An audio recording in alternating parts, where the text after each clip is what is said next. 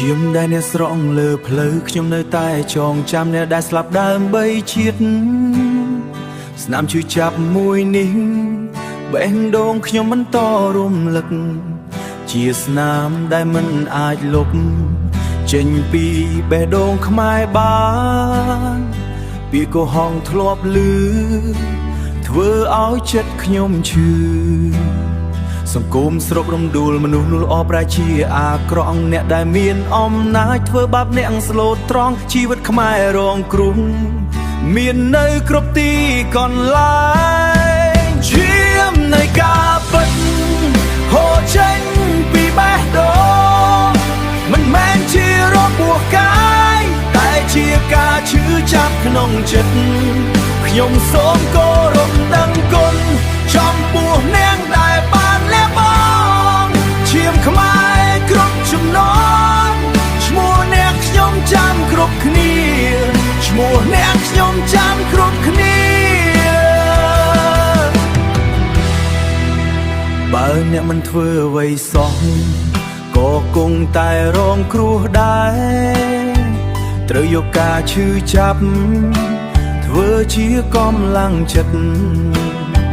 ស្នាមឈឺនឹងជារបួសគ្មានថ្ងៃណាភ្លេចទោះខ្ញុំស្លាប់លានដងចិត្តខ្ញុំនៅតែចងចាំបើអ្នកនិយាយអ្វីត្រូវនិយាយការពិតជាតិខ្មែរទាំងមូលកំពុងតែរងទុក្ខជូតទឹកភ្នែកអ្នកហើយដើរទៅមុខថ្ងៃនៅតែរាំងការផ្លាស់ប្ដូរនៅតែមានឈាមនៃការពិតហូរចេញពីបេះដូងមិនមែនជារបួសកាយតែជាការឈឺចាប់ក្នុងចិត្តខ្ញុំសូមគោរពដឹងគុណ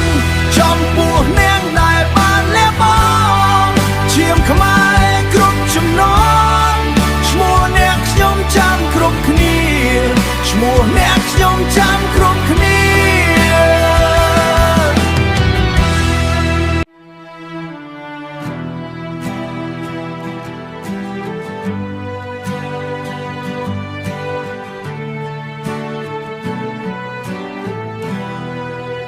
ឈាមដែលអ្នកស្រង់លើផ្លូវខ្ញុំនៅតែចងចាំអ្នកដែលស្លាប់ដើម្បីជាតិស្នាមឈឺចាប់មួយនេះបេះដូងខ្ញុំបន្តរំលឹកជាស្នាមដែលមិនអាចលុបចេញពីបេះដូងខ្មែរបា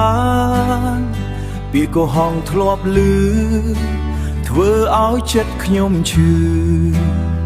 សង្គមស្រុករំដួលមនុស្សនោះល្អប្រែជាអាក្រក់អ្នកដែលមានអំណាចធ្វើបាបអ្នកស្លូតត្រង់ជីវិតខ្មែររងគ្រោះមាននៅគ្រប់ទីកន្លែងឈាមនៃការពិតហូរចេញពីបេះដូងមិនមែនជារបួសកាយតែជាការឈឺចាប់ក្នុងចិត្តខ្ញុំសូមគោរពដឹងគុណចំពោះអ្នកដែលបានលះបង់ឈាមខ្មែរគ្រប់ចំណងឈ្មោះអ្នកខ្ញុំចាំគ្រប់គ្នា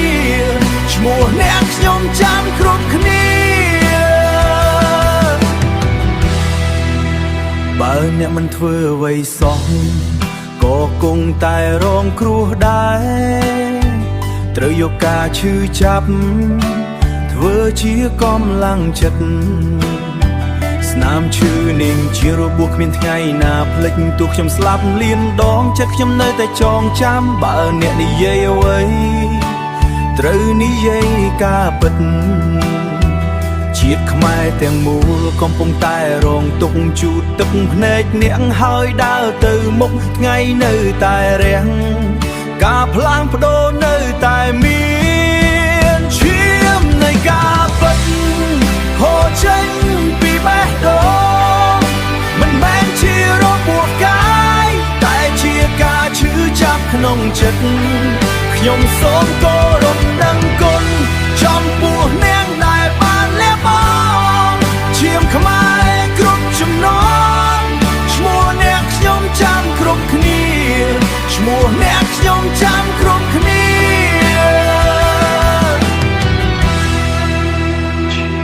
នៃការពិតឈាមដែលខ្ញុំចងចាំឈាមដែលខ្ញុំចងចាំ